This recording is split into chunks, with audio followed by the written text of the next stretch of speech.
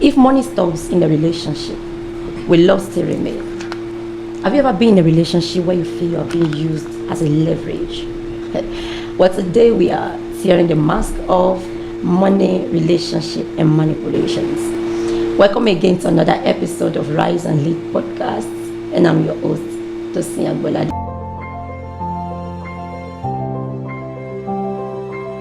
Rise and lead with me.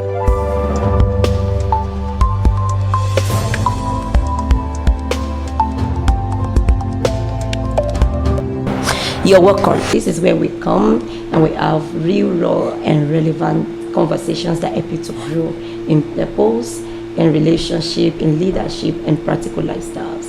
So our topic today is quite loaded and very interesting. Today's topic is "He pays, she stays." Okay, and I'm not unpacking this alone. I have with me a very intelligent young man, purpose-driven and highly kingdom-minded. You're welcome to the show, Steven. Thank you very much, Ma, for having me. It's a privilege. Thank you so much for joining. Today we are discussing something very interesting. We want to talk about love and money. Like I said, he pays, she stays. You can guess what is going to happen. Right. If he doesn't pay, she doesn't stay. Okay, there is a lot of mentality about money and love when it comes to how young people see things. And one of those mentalities is, sometimes you hear ladies say, I can't marry a broke guy. I can't say yes to any guy that is not rich. I don't know their definition of rich, boy. They're talking about money. He must have money. He must be able to to sponsor me, to buy my hair, to buy this. Okay. The question is, should money be the determinant factor? The reason why you start a relationship with someone? Okay, thank you very much again. Well, money is a very important factor in a lot of things.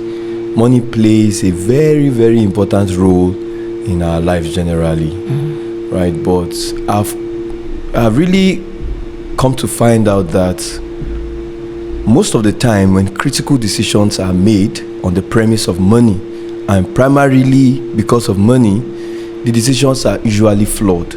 It's usually very difficult to make sound and correct decisions on the premise of money alone. So I've come to find that, you see, money should never be a motivation when it comes to making very critical decisions, very important steps in your life.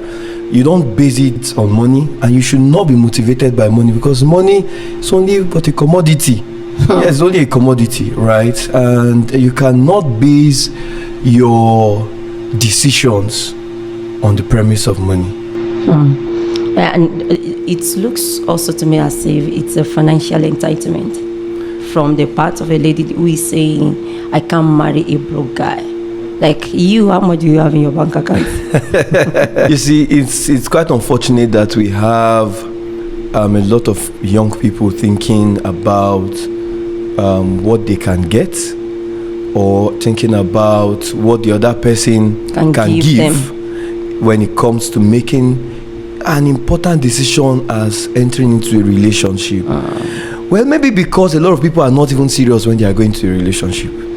I feel like when you are clearly defined what relationship really is, and you have a clear understanding of what you are going into, that will cushion, it will align a lot of things that you'll be looking at to bring it into focus, right? So when a young girl, a young lady who considers herself to be, ripe for a relationship, right? And when we say relationship, there are different types of relationship, but right now we're talking about, a relationship a romantic relationship, not necessarily romancing inside, right? It just means right. dating for marriage or something. Absolutely. So it's very, should I use the word unfortunate, that a lot of young people come in to such delicate relationships, make such critical decisions. Just want to use it as a leverage. With an entitlement mentality, or as an opportunity to cash out, or as an opportunity to get your problems fixed. And I think something is wrong with that mindset. You Absolutely. want to use someone to upgrade yourself. So which means the reason why you're coming into the relationship is to become to use this person. Yeah. Not necessarily to contribute to Exactly. someone's life. Exactly. That is what makes it wrong. Yeah. Generally, both for a young guy, when it comes to relationship, really, it is about both parties. It is not about just what you can get from the other partner, right? So it is really a flawed mentality to be really looking at what the other person, the other person has to give, or what you can get from the other person as the basis for making such a very critical decision. In fact, we're talking somewhere and the guest said, broke guys, they try, but I know if you suffer with person.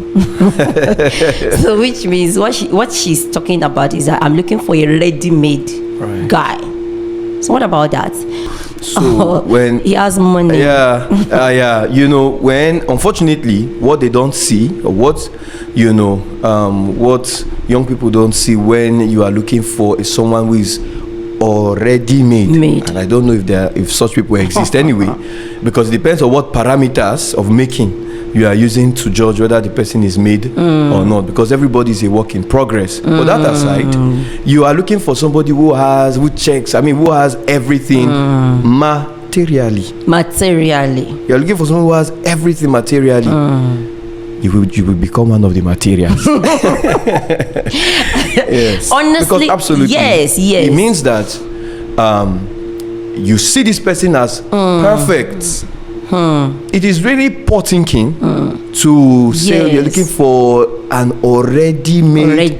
It means that you do not see yourself as a valuable person to be able to add value to this person. In fact, you do not believe that you yourself can make the money. Yeah, right. Financial entitlement is poverty mentality. Right. It means that you are coming to the relationship with a sense of need. You're saying, I don't have this, but I am looking up to someone to upgrade me financially. I'm looking for someone to fulfill me in that area. So you are coming with the mindset of, I don't have, so I need someone. Meanwhile, you can make money too. And it is not that we are saying that money is not important, but we are saying that it shouldn't be your topmost priority. Yes. In fact, the way you come into relationship, you come as a blesser. Absolutely. You come as a contributor, not as a consumer. The Bible says in Genesis chapter 12 verse 2, God was speaking to Abraham, and he says, I will make you into a great nation. I will bless you, and you will be a blessing. In other words, and you are seeds of Abraham if you're born again. So you don't carry that mentality of, I want somebody to meet my needs, I have needs. But you go in life, even when it is not a romantic relationship, you go on, you move with a mentality, a mindset of, I am a blesser, I'm a contributor, not a consumer. I have something to add to someone's life. Okay, we are not just blessing carriers, we are blessing conduits. We transfer blessing to people. What is a lady supposed to look for, or what are they supposed to focus on when they are considering relationship other than money? Right. So you see, I just want to again reiterate before I go into answering your question that relationship is not a one fix all what do you call it now? What word do I use to represent this? It doesn't fix everything. A lot of people are trying to run away from singleness, the challenges that they've had in their lives.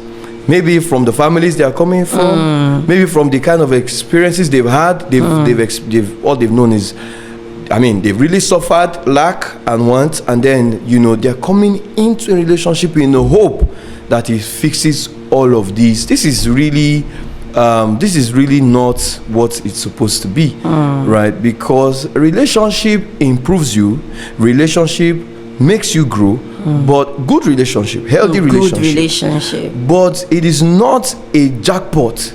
It is not a key that solves all the problem.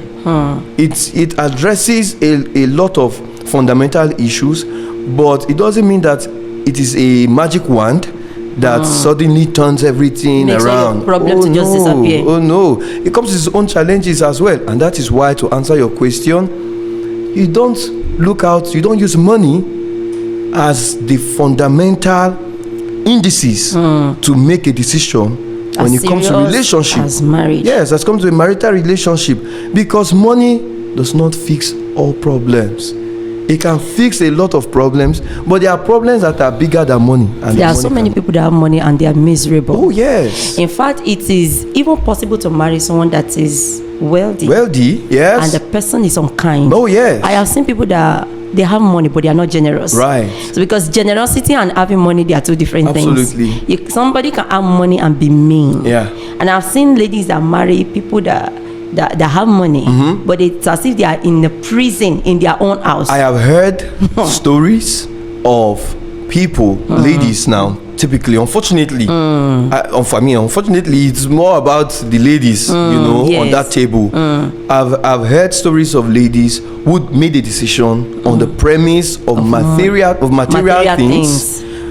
And at the end of the day, they had options. At the end of the day, they regretted the decision they made, and they wished that instead of going for material things, they had gone with this other person who had prospects but didn't have the materials to show for it at the time. That tells us that there are a lot of things that, as a young person, and when I'm saying as a young, I'm not just even going to tailor it only to ladies, because it is applicable both sides. It's both sides. There are a lot of things you need to look out for beyond the things that eyes can see. I like that point you just made now. Right. Someone said, may God give you an eye that can see beyond a guy that is wearing only one cloth today. Oh yeah. To see a destiny, a glorious destiny that is ending in him. Absolutely. No, because sometimes you look at people that are successful today. There are some men today that are highly successful. But you look at the time they got married or where they're coming from, discover that they were nothing. They were nobodies. And their wives married them believing that God is going to help us. Oh, yes. Because there's something they saw in him. Maybe a vision. Maybe you see a visionary young man, a diligent young man. I think those are the things that should be the focus of young girls. Yes. So lots of the time, guys are thinking, I need to be financially stable. Yes, I want to talk about that mentality too. Right. You see, we have this mentality. In fact, somebody sent me a DM and he said, I always tell my guys to hustle very well and make money, because once you have money, you can take any girl you want. That girls will just be like property to you. Just have money, you can have any of them. And I'm sorry, there's something wrong with that mentality. Everything is wrong about it. Because you think the only way you can earn a respect from a girl is just have money. So the reason why I want to make money now as a guy is so that I can get any of them that I want. Right. Something is wrong with that. Something is fundamental. Everything is wrong about it. Everything is wrong about it. Yeah. And here's the problem. You see, money, as we said, is a commodity. And if the only thing that gives you self-worth and relevance, if the only thing that makes you feel human, that makes you feel relevant, that makes you feel needed, that makes you feel useful, is money, then there's a very big problem. There's a very, very big problem. Honestly. You see, as a young man, your first pursuit is not financial stability. If that comes in first, that is also good, really. I mean, that can afford you the ease with which you can access a lot of other things, but then it depends on your personality as well, because money in the hand of somebody who has not built solidity of character, what is going to happen is that the money will begin to sponsor the deficiency. Let me tell you, if you had 30% efficiency and 70% deficiency, and you suddenly enter into some amount of money, what's going not even wealth, just some amount of money. Some amount of money. What is going to happen is that the money will quickly zoom in on the deficiency. You have not built the character that will help you maintain that. Exactly. I have a business mentor, and I'm going to acknowledge him on this podcast, Dr. Ugochukwu Omego. And he says something that whatever results that you got the first time, and you cannot reproduce it the second time, the first was a mistake. He goes on to explain that whatever result you get the first time, that you cannot explain how you got it was a mistake. The point we're emphasizing is financial stability is important. But do you know that as a guy, you should have four other stability in your life. Before you are even talking about going into it. Even if you do not have financial stability yet, you can make a sound decision for a marriage partner without having financial stability yet. What is financial stability, as a matter of fact? If some people think that, okay, because you have some money in your bank, you know, that means that you are stable financially. You have estates, you have big car. That's a very big problem. That's not financial stability, because the money in the account will liquidate. Yes, financial stability emphasizes that there's a flow, there's a stable flow. You can reproduce, you can multiply it. It's not that you suddenly got some money and you feel like you're stable. Yes, that's why I'm saying that if you have that kind of mentality, you're going to attract wrong set of people. Absolutely. And if you use money as the basis for attracting a lady when your money is gone, okay, you should not even go. When somebody with more money comes, okay, since she's attracted to money, then she can go with another person. Oh yes, absolutely. It becomes it becomes you're going to be under so much pressure trying to keep up. You have to maintain that thing which you have used to attract a woman. Yes. Otherwise, the attention and unfortunately, life is not a bed of roses. Things happen. So let me come back to the stability or levels of stabilities that a young man should have in his life. Very critical. You can have others, but these are very critical stabilities, levels of stability that a young man should have. And number one, mental stability.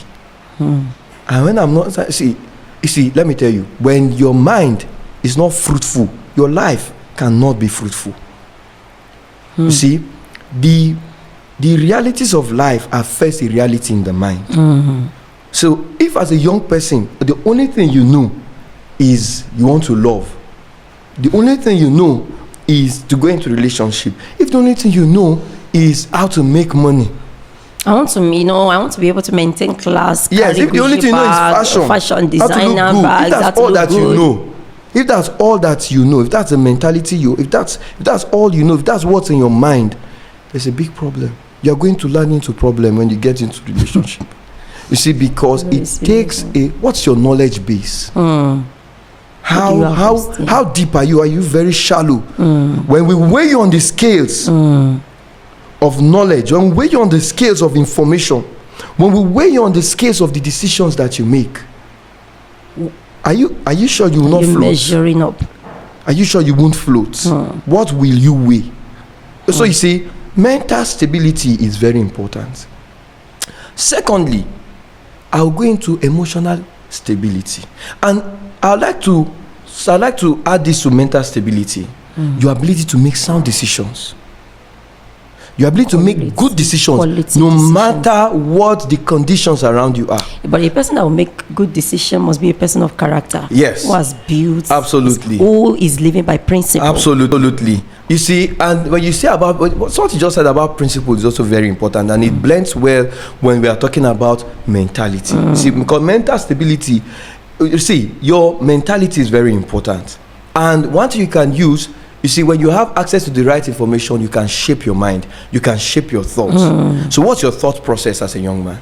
When you come face to face with a challenge, what comes to mind? If you are shallow in your mind, that's mentality now. That's mental stability. If you are shallow in your mind, it will see, the situations of life will sweep you. Now, back to emotional stability. So the first, mental stability. See, when you go to school and the only thing you're thinking about, you see, even the school is meant to shape mentality. But let's not even digress. Emotional stability. What is your reaction like? How much strength do you have when it comes to emotional matters? You see, these are very fundamental issues that as a young person you should be talking about. And you know, it's not only for guys, but then I'm speaking to young men now. You see, so mental stability, emotional stability. As a young person, you need to have spiritual stability. And honestly, that is very key. You see, life does not hang on nothing. It hangs on something.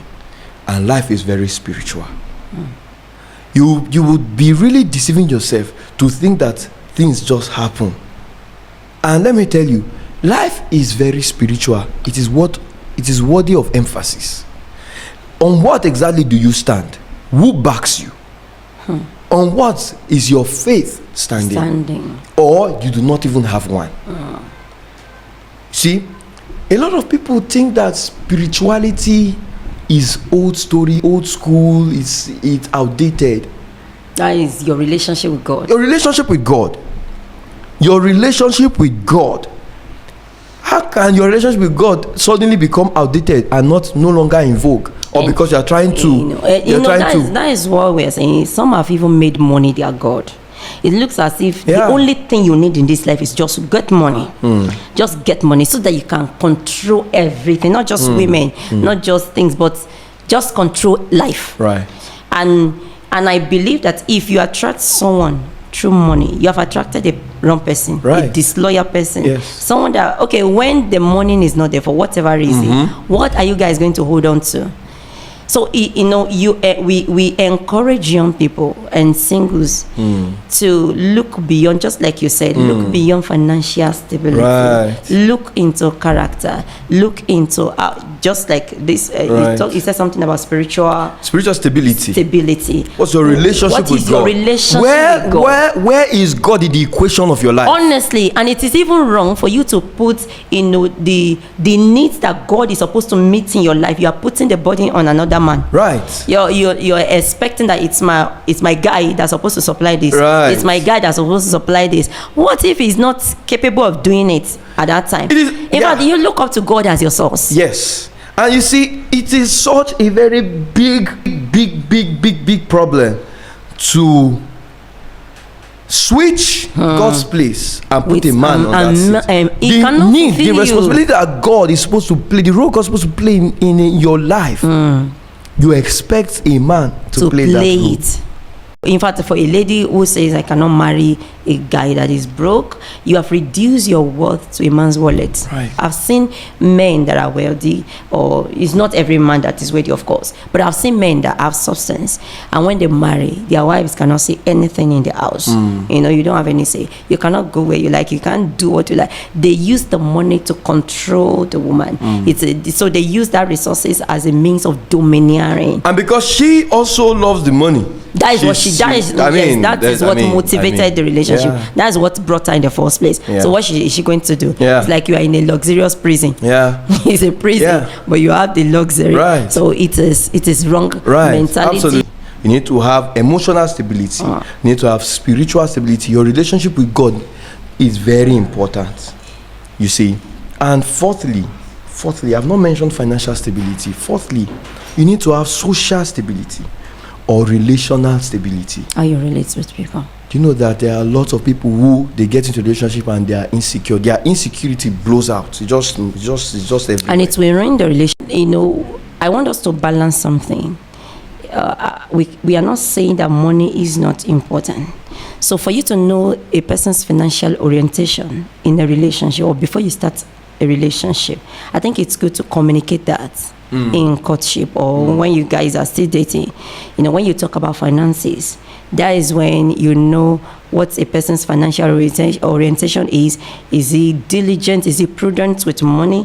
What does he believe about money? Right. You know, you have guys that believe just make money anyhow.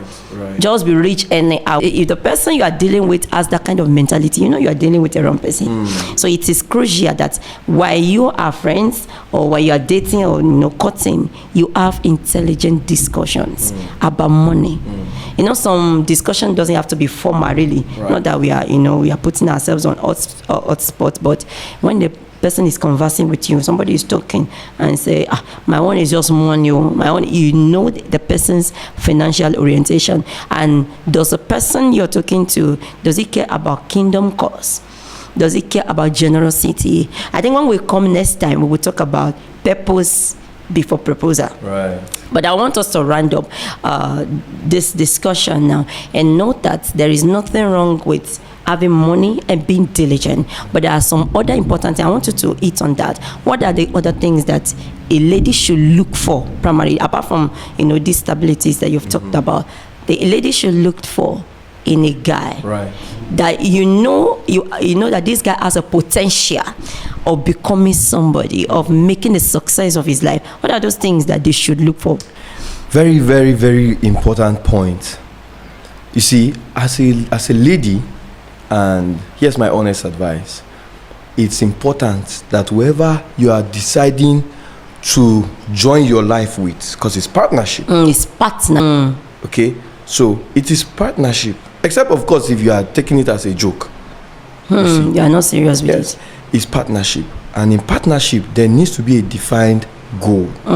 So, you see, why do you want to partner with somebody who is not going anywhere? So, here's my point. What are his goals? What is his vision? Is he a person of direction? This is very important. Because how do you want to join a vehicle that is stagnant, that doesn't have tires? Because unfortunately, there are some young men who are vehicles that have been parked for 10 years, no tires, the wheels are out, the engine is corrupted, everything is broken down, and the only thing they do is to paint the car. They are being repainted. That's what I wanted to say. You paint the car, and then you think that is enough. Unfortunately, there are ladies who are satisfied with that, and they hop in, and then that is it. You see, vision is a driver of life, and a young man who doesn't have vision doesn't have anything driving him. So more than anything else, is he a person of vision? What's his vision? Where is he going to? What are his life's goals? Does he even understand it when you say what is vision? I mean, just try.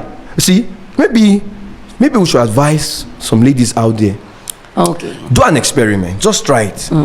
Okay, hold a conversation with your guy if you're in a relationship, or somebody you are hoping to be in a relationship with. Ask the person, what's your vision? Once the person begins to perambulate, unable to define it, you can honestly, respectfully tell the person, if you are already in a relationship, maybe we should suspend this relationship. The guys too. If a guy thinks I cannot be important to a lady except I have money, that guy is having self-worth issue. Right. You have to build your self-worth apart from material things. Right. Okay. Right. And like I said, if you attract a girl because you have money, you have attracted a wrong person. Right. I think when we come next time, we'll talk more about purpose and proposal. Purpose before proposal. That's our topic next time. Purpose before proposal. Do well to join us. But before we wrap it up today, I also want to speak to young ladies. And the man you need in your life is not one who is just rich in money, but someone who is rich in spiritual understanding.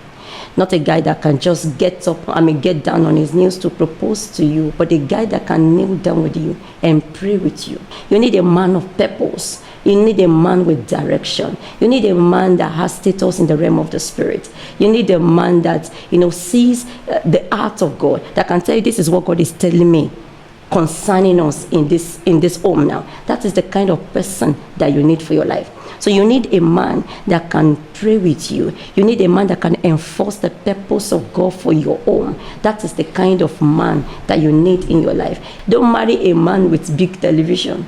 Marry a man with vision. Marry a man of purpose, a man that can give direction to your home. Marry a man that can see children in stars.